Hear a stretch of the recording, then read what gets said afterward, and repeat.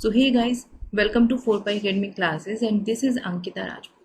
So in this video today we are going to discuss about very important thing. Till now we have discussed on our website, on our YouTube channel, we have uploaded so many courses for the preparation of your CSI and NET GATE examination, right? So what would be the case if you already clear your examination? Okay, so the next step will be, so most of you want to get admission in PhD, okay, like in IITs and the top institutes. Okay, so admission ke liye what you need, you have to appear for the interview, right?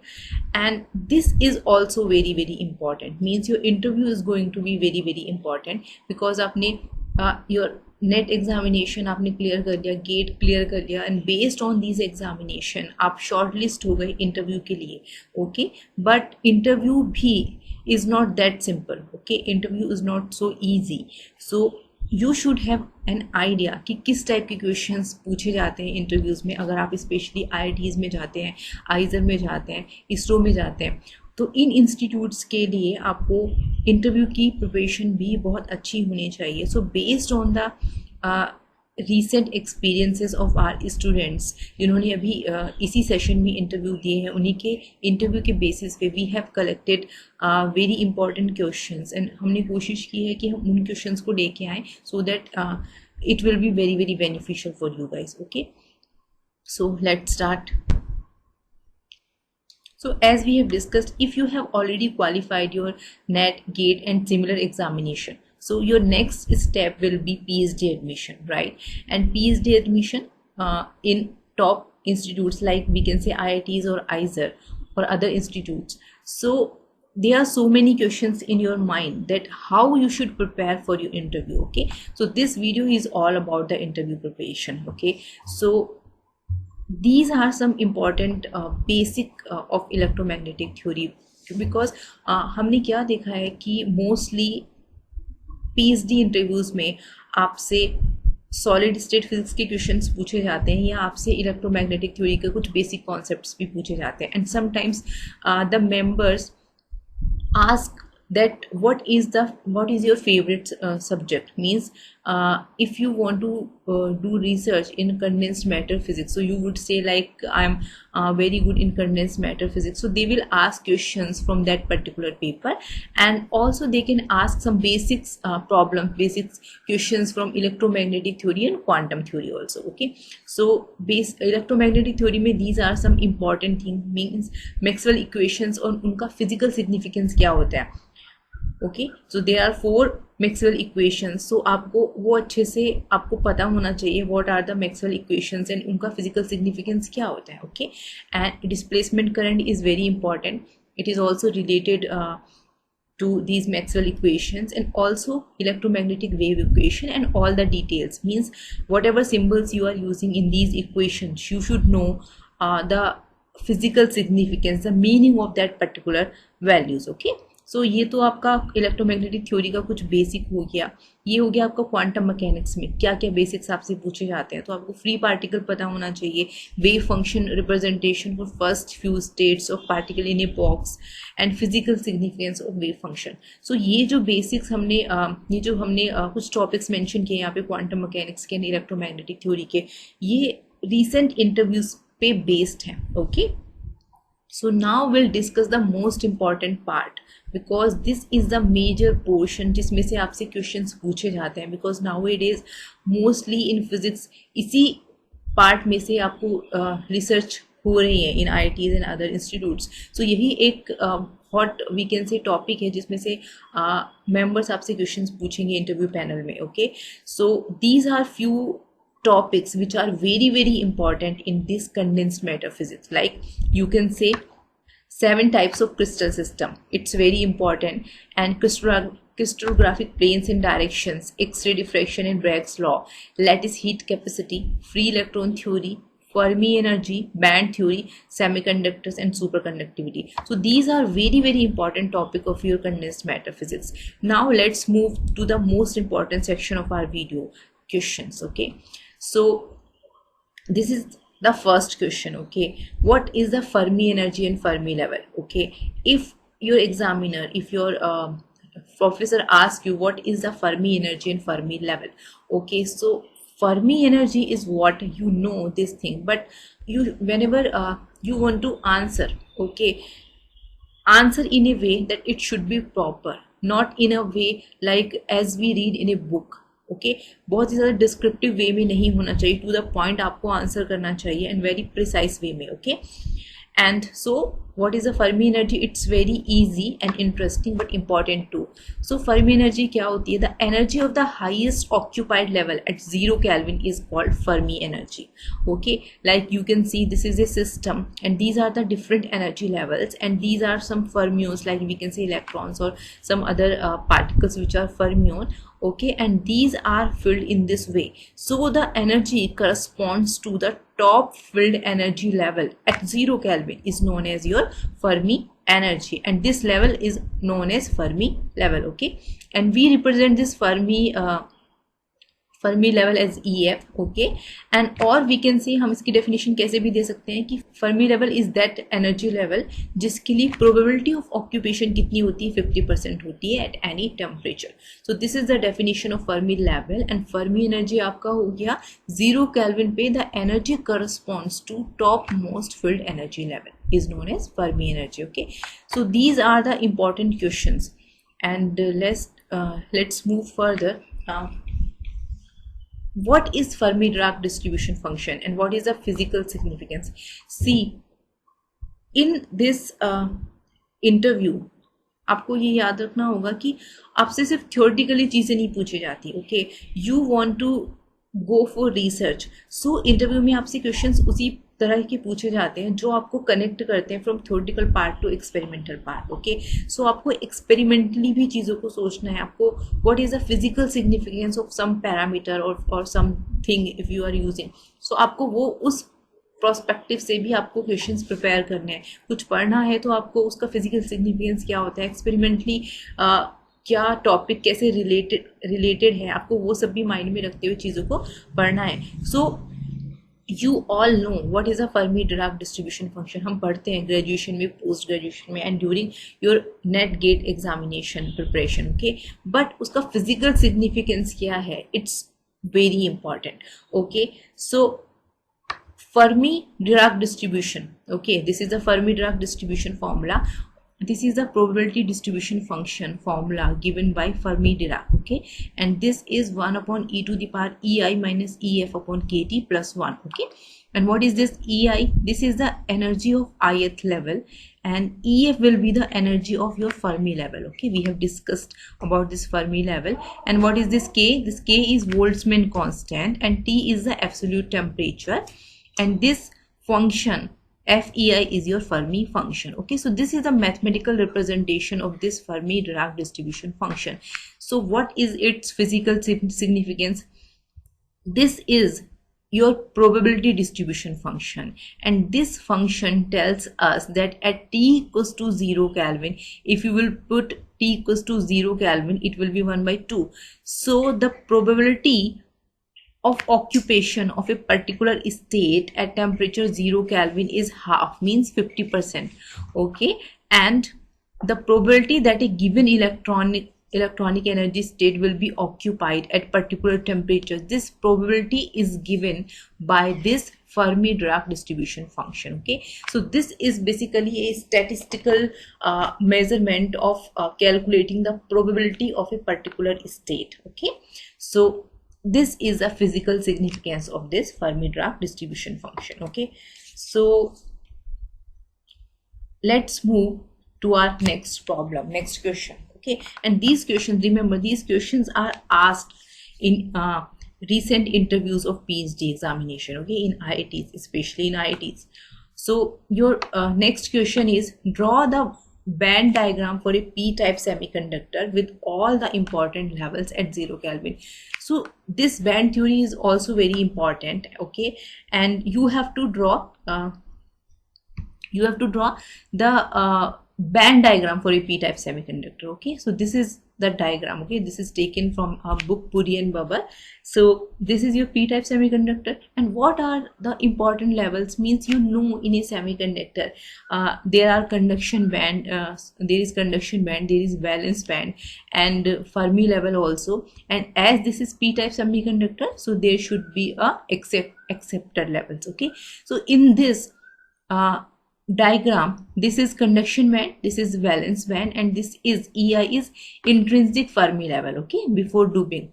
And once you dope your material with and once you do your material and it's become a p-type semiconductor, so acceptor level lies here somewhere above your Fermi level, and Fermi level is lying between EA and EV, means acceptor level and the valence band. Okay, so this is your band diagram.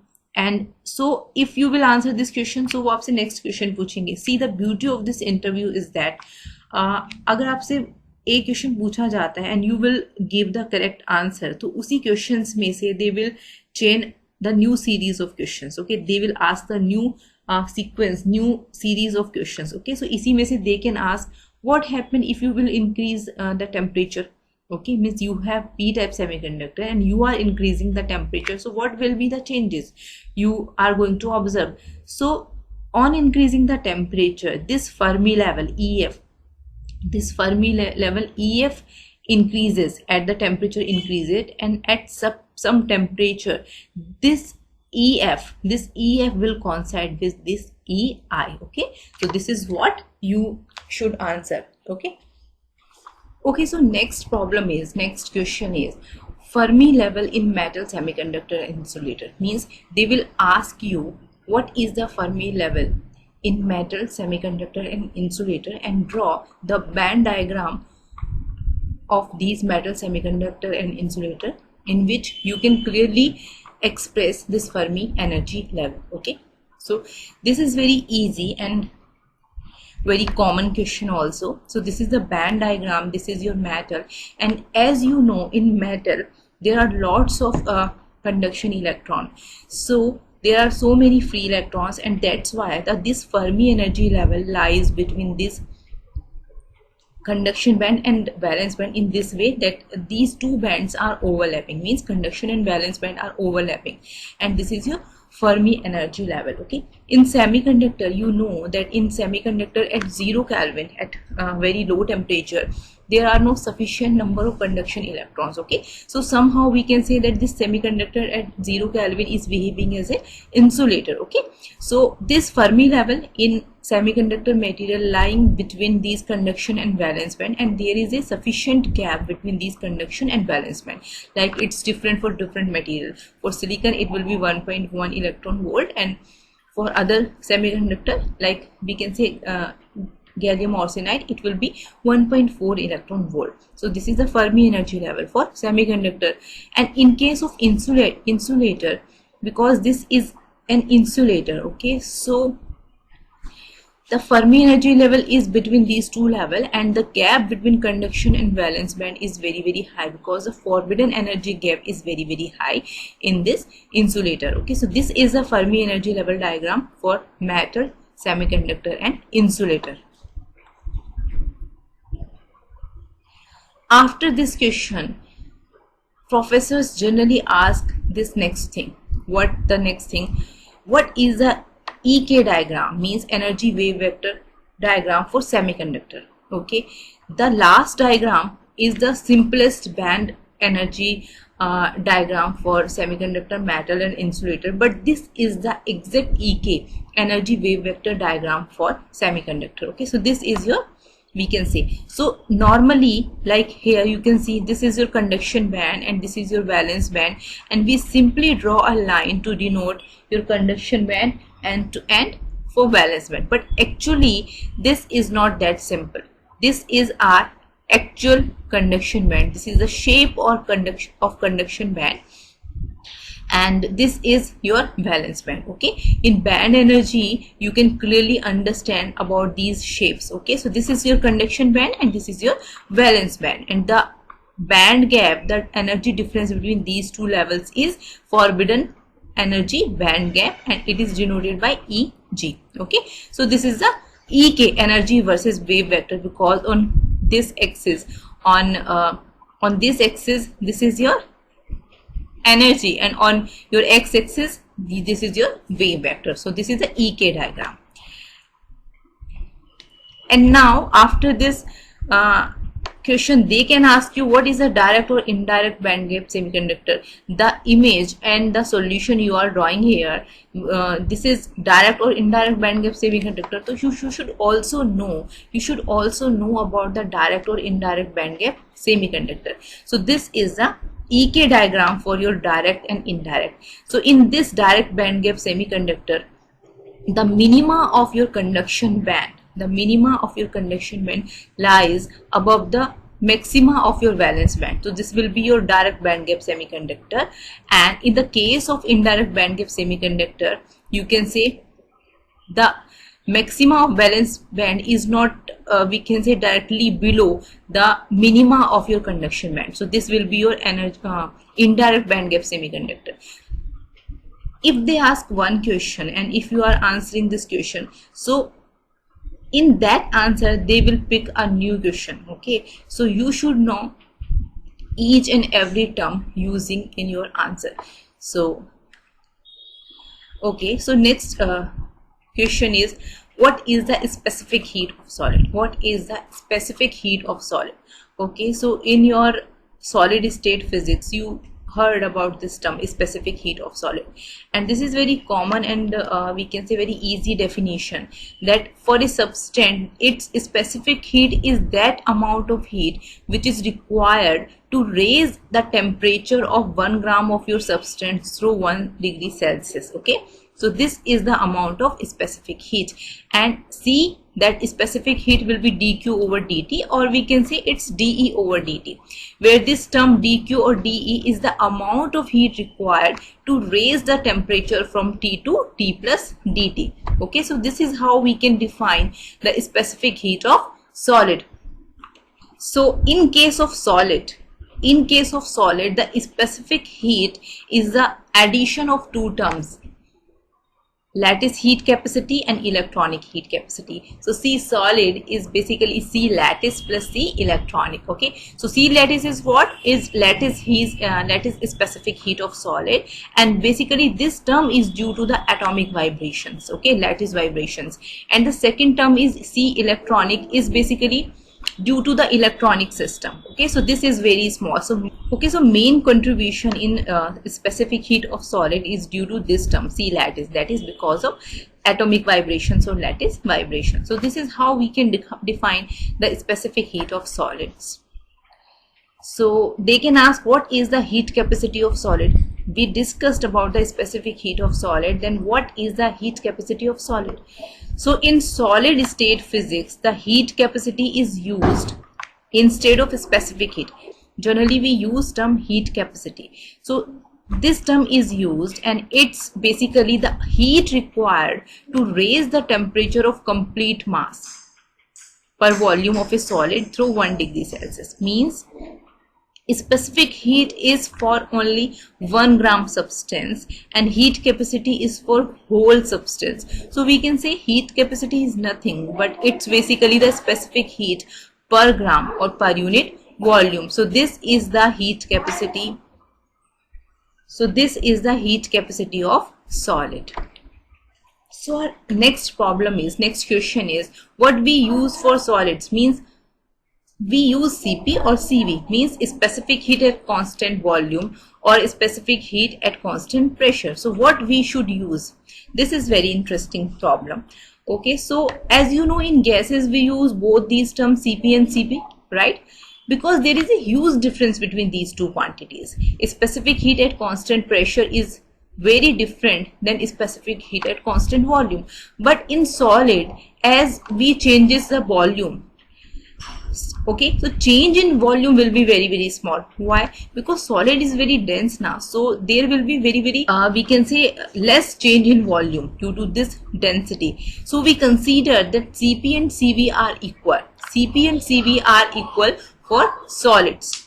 So we can say that Cp and Cv are equal for solids, and as you know that this terms dq equals to dE plus Pdv. So what would be your Cv? Cv will be dq over dt at constant volume, that is del E over del T. So generally mathematically we are taking Cv in solids, but it's no worry, the answer will be same, that Cp and Cv are equal for solid.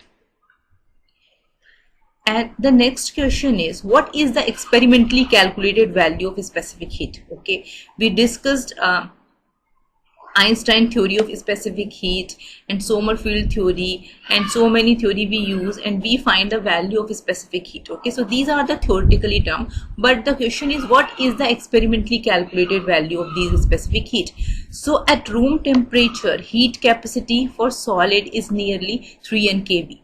Okay, where N is the number of atoms and Kb will be Boltzmann constant. So for 1 mole we can calculate heat capacity, and that will be 3 NaKV, because this Na is the Avogadro number. So this term NaKV is R, gas constant, and that will be 3R. Okay, and if you will put the value of R, it will be 6 calorie per mole Kelvin. So at room temperature the specific heat will be 6, the heat capacity will be 6 calorie per mole Kelvin. So this is for room temperature. But if the temperature is lower, means T tends to 0, your heat capacity decreases sharply, and it follows TQ law. Means heat capacity is proportional to TQ if the temperature is very small. For insulator and for metal, it will be proportional to T only. So this is all about today's lecture. We tried to cover many problems based on the interviews of our students, or you can also share the interview questions if you recently appeared for the interview of PhD in IITs and other top institutes. Okay, and for any query you can just comment, ask anything. And thank you, and thanks for watching the video. And we are continuously providing the content which is very helpful for you guys, and we will provide some other videos based on some other interviews questions. Okay, so thanks everyone, and take care and keep learning.